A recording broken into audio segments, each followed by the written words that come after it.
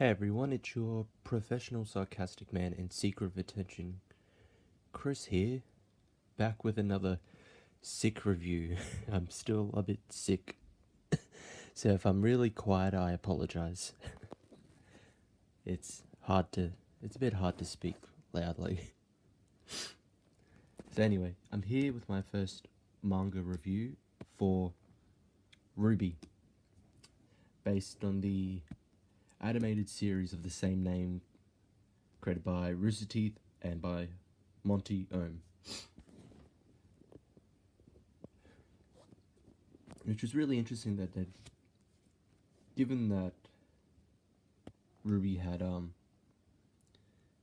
animated slash manga inspirations, it itself is not an anime.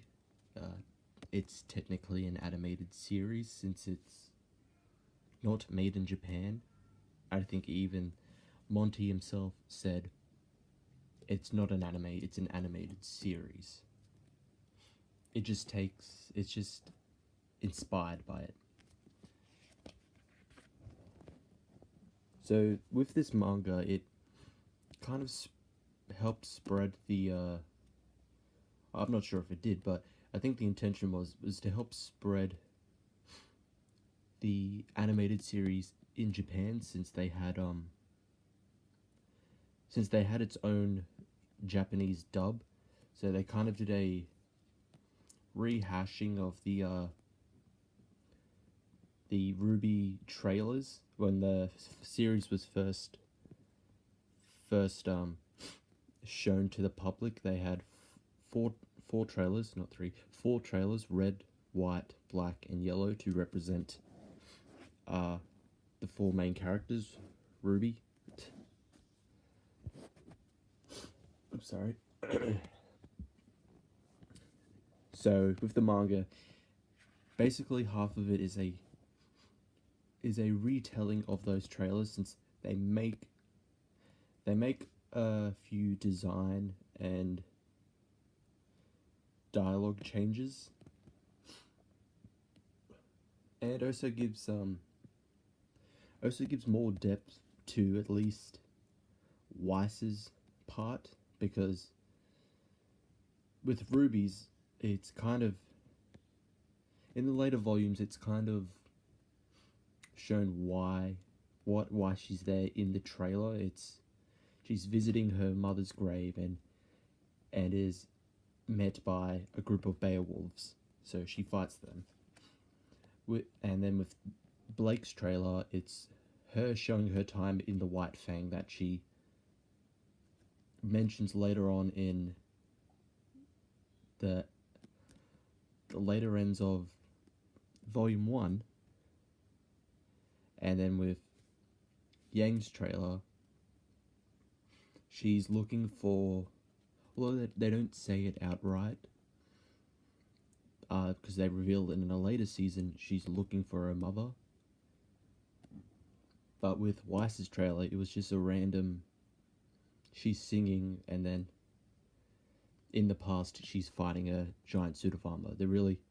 It didn't show Weiss's purpose, or didn't show why she was there, what she was doing.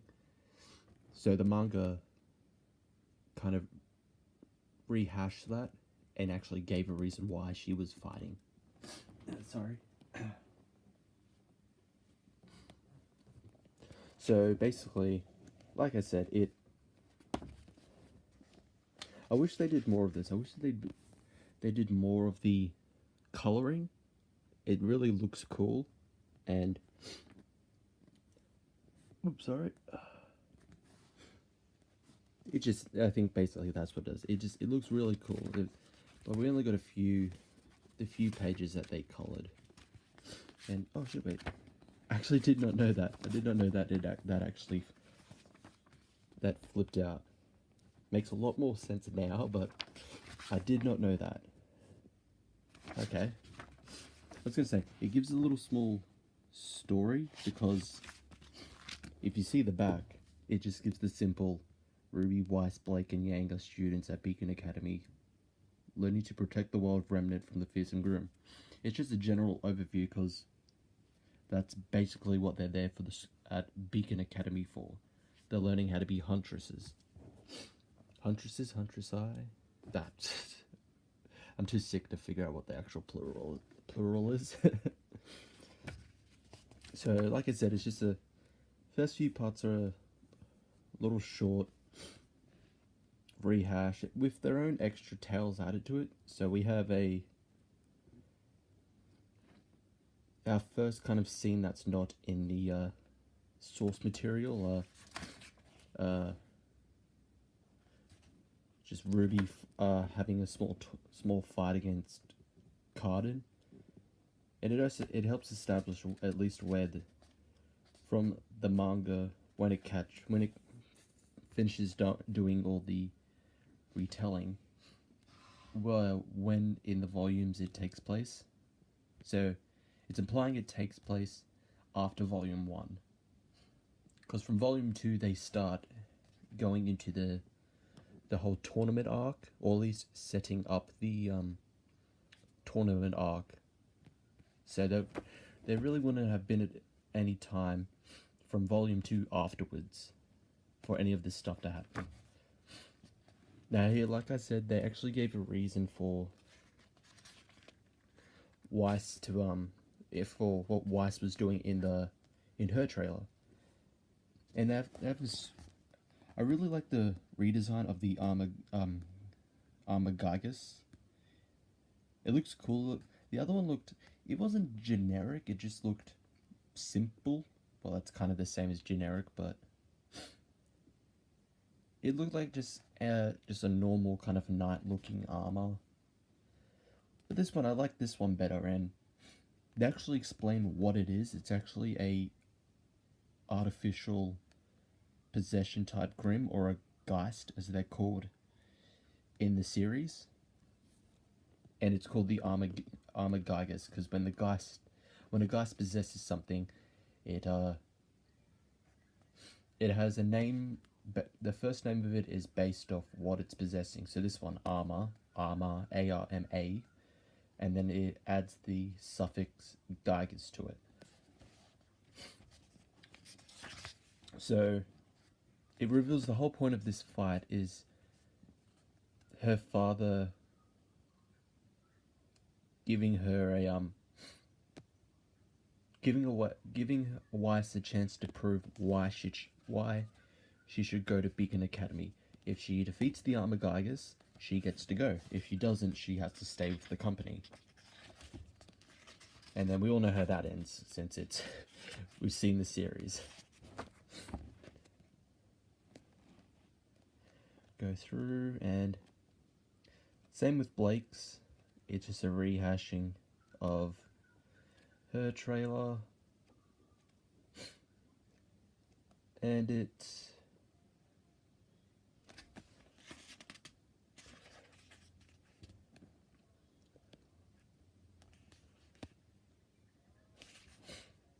slightly changed. It gives more dialogue between her and Adam than it did in the Black trailer. The Black trailer was different because it actually had the characters talking. In the Red trailer, no one was talking. It was just action. You just heard the growls of the Beowulfs and, Ruby's weapon being loaded or firing or using the scythe. The White trailer, you had Weiss singing. Well, Weiss singing. It was actually I think it was her name, Casey Williams, I believe it was. One of the singers for the soundtrack, dubbing over for Weiss, instead of the actual voice actress Cara Eppley.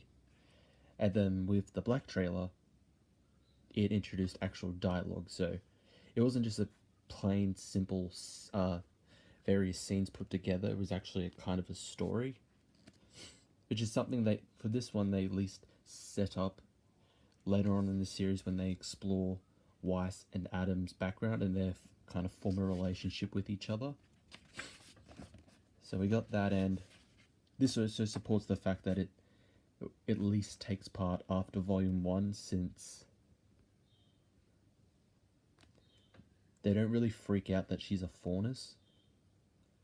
Because they find that out near the end of Volume 1 that she's a Faunus. That's why she wears the bow tie. It's to cover her ears. or at least with this one they kind of accentuate that. They try to make the bow tie look bigger. Because if you've seen the series, I don't know if they do it. They do it big there. That it actually looks like a proper bow. Not a bow tie. Yeah, it looks like a proper bow here. The other one, it's really small because she has small cat-like ears. She doesn't have these long, almost wolf-like or wolf-like ears. I'm guessing that was the artist's choice to make her look more animal-like, to fit in with the whole point of her being a fawn as half, you know, a humanoid with animal features. And then like I said, same with Yang. It's just a rehashing of her trailer, and although the slight change is that she doesn't knock Junior out of the club when she goes Super Saiyan. I'll say that her rage mode, when she goes in her rage mode, she doesn't knock him out. She just knocks him across the dance floor of the club, and they just end with a conversation. Everyone's just kind of cool with it afterwards, and then RWBY meets her in the club, not outside the club. Can anyone hear that dog? Someone yelling? Sorry about that. We have a problem dog here that doesn't shut up, and the owners don't. The owners are big a-holes about it. Back to the review. And then we get our first little, well, apart from the whole Card and RWBY fight, we got a first kind of proper like manga exclusive plot. And so Team RWBY and Team Juniper are on together on a Grim hunt. They're hunting the snake Grims, the King Tai G2s.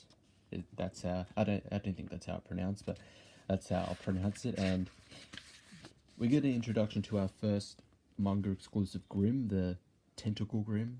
That's not its actual name because it wasn't actually named. It's just called a Grim. And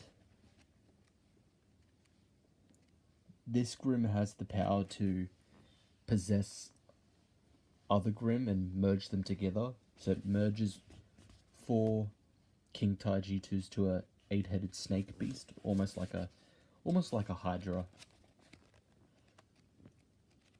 And we just goes through and, you know, save the day. They won, essentially. I really like, yeah, they did a good job of showing kind of like this, how would I say it, like the almost, not really gentleman thief, but the thief-like nature of Roman Torchwick, which I liked in this series as well, before they killed him off, which was a dumb decision, and how he died was dumb as well. He gets eaten. He just gets eaten by a Grim. That's it.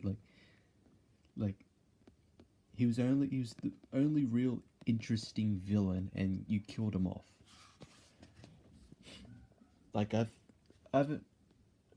it's been hit or miss with RWBY in the past few years. Like it's definitely, you can tell it's definitely changed after Monty's tragic passing.